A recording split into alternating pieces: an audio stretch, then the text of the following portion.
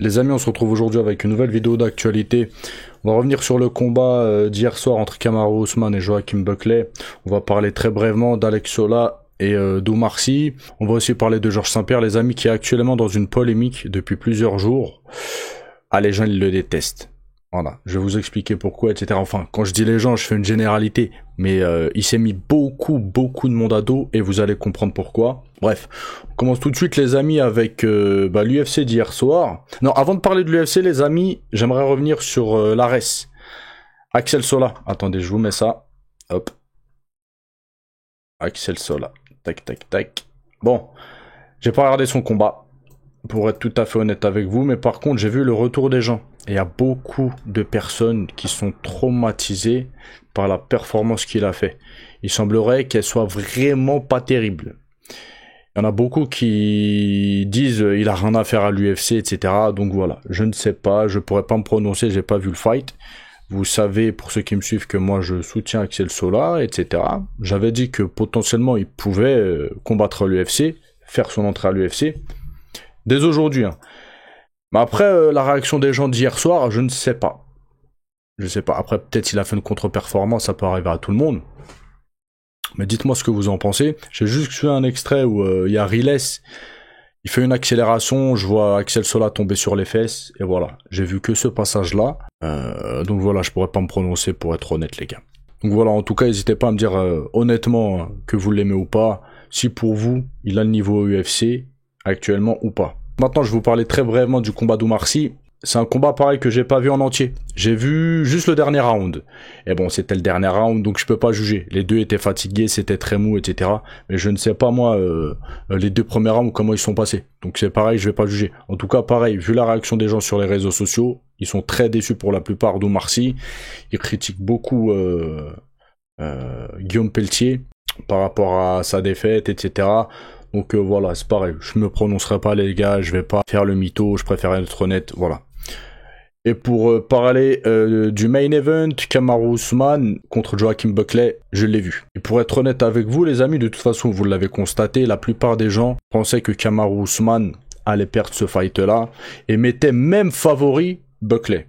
Ce qui pour moi n'a pas vraiment de sens, et c'est ce que je vous ai dit hier en vidéo. Avant que le combat ait lieu, vous pouvez regarder pour ceux qui n'ont pas vu le passage. Faut pas oublier que même si Kamaru Usman est sur 3 défaites, je vais pas répéter ce que j'ai dit hier, mais même s'il est sur 3 défaites, ça a été un gros champion. Et si il revenait avec une bonne condition physique, il l'a prouvé hier qu'il en avait une, voilà, il était toujours là. Et si son game plan c'était de lutter, il pouvait amener Buckley en eau profonde. C'est ce qu'il a fait, les amis. Voilà. Donc, il a pas cherché à striker. Il a fait ce que Kamaru Usman faisait il y a quelques années avant d'être champion. Parce que là, ces derniers combats, Kamaru Usman, il strikait beaucoup. Donc là, il y en a beaucoup qui se sont dit, peut-être il va essayer de striker contre Buckley, etc. Mais ça aurait été une mauvaise idée. Le mieux, c'est lutter, t'amènes Buckley au sol et tu l'amènes en eau profonde comme ça. Et c'est ce qu'il a fait. Et voilà, très beau combat. Il y en a beaucoup qui disent ça a été ennuyeux, etc. C'est vrai, c'était pas le meilleur combat. Mais fallait que Kamaru Usman refasse du Kamaru Usman. Fallait qu'il arrête de striker, même si maintenant il a un bon niveau de striking, etc. Qu'il revienne à ce qu'il sait faire de mieux. Voilà. C'est-à-dire lutter, voilà. Donc, très belle performance de sa part, ça fait plaisir qu'il gagne.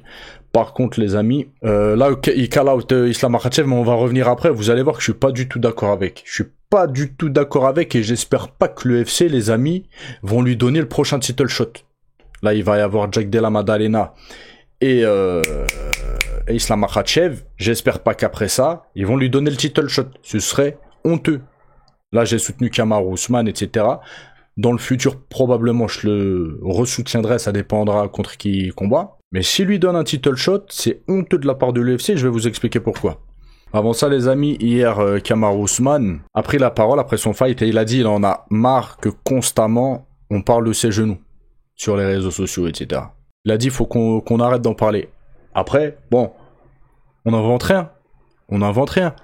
C'est lui qui l'a dit qu'il avait des problèmes de genoux, etc. Vous comprenez? En plus de ça, Kamaru Usman, c'est un lutteur. Ces dernières fights, il faisait beaucoup de striking, il évitait la lutte, etc. On s'est dit, ses genoux. C'est ses genoux, il peut plus lutter comme avant par rapport à ses genoux. Donc il peut s'en prendre qu'à lui, il faut pas s'en prendre aux gens. Vous comprenez là, pour le coup, il a déconné en disant ouais, fermez vos 1-1, ceux qui parlent de mes genoux. C'est de ta faute. Et c'est de ta faute et c'est pas de notre faute à nous.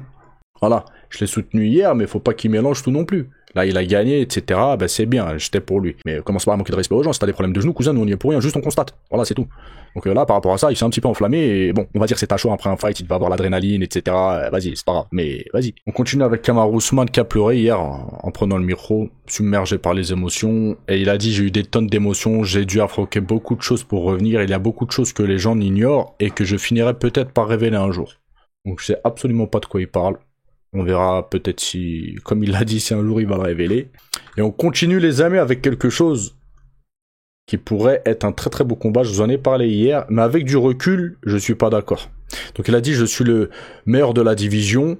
Moi contre Islam Makhachev, l'ancien numéro 1 pound for pound, contre l'actuel, qui ne paierait pas pour voir ça. Vas-y, mais non. Non.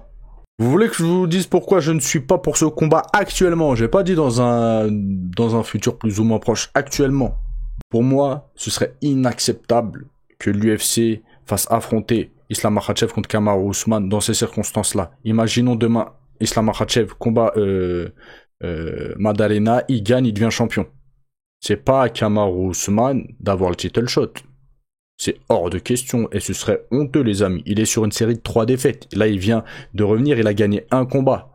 Donc à la rigueur, ce qu'il pourrait faire une alternative, il y a eu des accrochages entre lui et Belal Mohamed. Qu'il fasse un combat contre Belal Mohamed et s'il gagne, bah là il pourra affronter le champion. Mais il est obligé de faire 1 ou 2 combats encore. C'est pas tu fais 3 défaites d'affilée, tu fais une victoire et tu combats pour le title shot. Ça n'a pas de sens. Et ceux qui vous disent le contraire les amis, c'est qu'ils sont pas honnêtes ou qu'ils n'ont pas de logique en fait. Pourquoi comment tu fais une victoire? En plus, c'est même pas t'as fait un finish à la décision. Même s'il a mené tout le combat, il a fait un très beau fight, voilà. Il finit pas le combat, il gagne à la décision, il a un combat pour title shot. Non, ce serait honteux. Donc pour moi, il faudrait qu'il affronte Belal Mohamed, ce serait la meilleure alternative. Et s'il gagne, bah vas-y, tu combats pour le titre, voilà. Mais il faut qu'il combatte Belal Mohamed, c'est le prochain, voilà. Donc je sais pas ce que vous en pensez les amis, n'hésitez pas à me le dire. On continue les amis avec Georges Saint-Pierre. Ah là, il est dans une sauce de ouf. Il a posté le 14 juin, donc hier, une photo de lui avec un trophée, un ours, qui venait de... Voilà. Et là, je peux vous dire, les amis, que ça a fait des millions de vues, 2 millions de vues, son tweet. Et juste sur Twitter. Donc sur Insta, etc. Je suis pas allé voir s'il a posté, mais juste sur Twitter, plus de 2 millions de vues, plus de 1000 commentaires, ce qui est énorme. Hein. Et les gens, ils sont dégoûtés. Les gens, ils sont dégoûtés. Et moi, je peux le comprendre. J'aime les animaux, etc. Pour moi, tu fais pas ça si c'est pas pour te nourrir. Ceux qui font ça par plaisir, ça me dégoûte. Comme ceux qui font la corrida, etc. Je trouve ça dégueulasse, moi. Voilà. Il y en a peut-être, ils vont pas être d'accord et tout, mais j'en ai rien à carrer. D'accord? Je m'en tape le coquillard de ce qu'ils peuvent penser. Je déteste ça. Tu ne fais pas ça pour l'amusement, pour le plaisir, pour faire des trophées, etc. Si tu fais ça, c'est pour manger. C'est tout. C'est tout. Il y a pas de polémique sur ça. Je veux pas polémiquer sur ça. Donc là, les amis, comme je l'ai dit sur les réseaux sociaux, je vais pas mettre les commentaires parce qu'il se fait traiter. Il y en a beaucoup qui sont très déçus, etc. Et surtout, il a dit quoi en légende de sa photo? Avant ce soir, je n'avais jamais TUE une mouche. C'est la preuve que nous vivons dans une simulation. Une simulation. Ouais, d'accord. La simulation, elle est dans ta tête. Moi, je vis pas dans une simulation. Donc voilà, il y en a beaucoup qui disaient ouais, Georges Saint-Pierre, machin. Bah là, ils sont totalement déçus, les gars. Et puis c'est tout. Hein. Qu'est-ce que vous voulez que je vous dise? On continue les amis avec Ilia Topuria. Attendez, je vais recadrer ça. Avec Ilia Topuria et Charles Oliveira. J'ai oublié comment il s'appelle ce jeune Brésilien là. J'ai oublié son blaze. Faites-moi mon souvenir comme les gars. Donc regardez la différence de taille. Tac.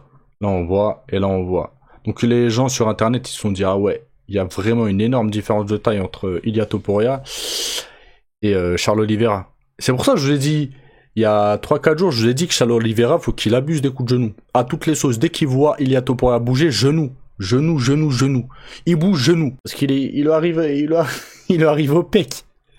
Presque. Donc maintenant, les amis, Ilia Topuria monte de catégorie. On va voir s'il va réussir à performer ou pas. C'est ça le truc. Parce que niveau gabarit, il est très très petit en taille quand même. Je crois qu'il est plus petit que Volkan, hein, si je dis pas de bêtises.